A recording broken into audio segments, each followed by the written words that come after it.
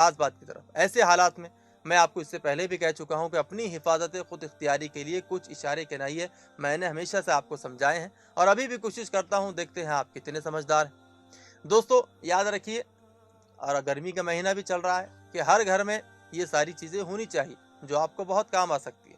सबसे पहले तो हर मुसलमान के पास नारियल काटने के लिए एक छुरी होना चाहिए। ये आपको शहर में कहीं भी कोई भी हार्डवेयर या बेचने वाले के पास या अमेज़न या फ्लिपकार्ट पर आसानी से मिल जाएगी। एक कच्चा नारियल सिर्फ 10 रुपए में आता है या 20 रुपए में आता है। आप उसे छीलने और सुराख करने के लिए उसमें ज़्यादा पैसे देते हैं, तो वो पैसे क्यों दे रहे हैं आप खुद तो छुरी लेकर खरीद लीजिए और अपने घर पर ही उसको इस्तेमाल कीजिए। समझ रहे हैं ना आप? आपको एनसीसी या पुलिस आर्मी में जाने का मौका नहीं मिला। आप बहुत सोचते थे कि आप एनसीसी या पुलिस या आर्मी में चले जाएंगे, आपकी ख्वाहिश अधूरी रह गई। अगर आप शूटिंग सीख लेते हैं तो हिम्मत ना हारे।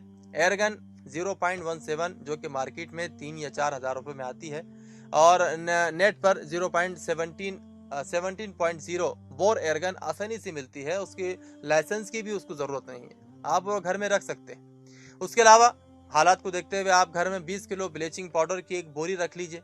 1 लीटर पानी में सिर्फ 10 ग्राम ब्लीचिंग पाउडर डाल दीजिए। ये सैनिटाइजर का बहुत ज़बरदस्त मुतबादिल। ख्याल रहे कि अगर आप गलती से 200 से 300 ग्राम उसमें डाल देंगे तो ये बहुत खतरनाक हो जाता है। इसके छूने से इंसानी जिल्द को शदीद नुकसान पहुंचता है, शदीद जलन होती है।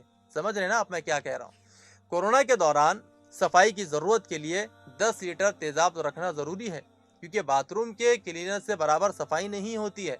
हर मुसलमान के घर में 40 से 50 कोल्ड ड्रिंक्स के शीशे की बोतलें हर वक्त रहना ज़रूरी है, क्योंकि पता नहीं कि मेहमान कब आ जाए और हमें उनकी ज़ियाफ़त करनी पड़ जाए।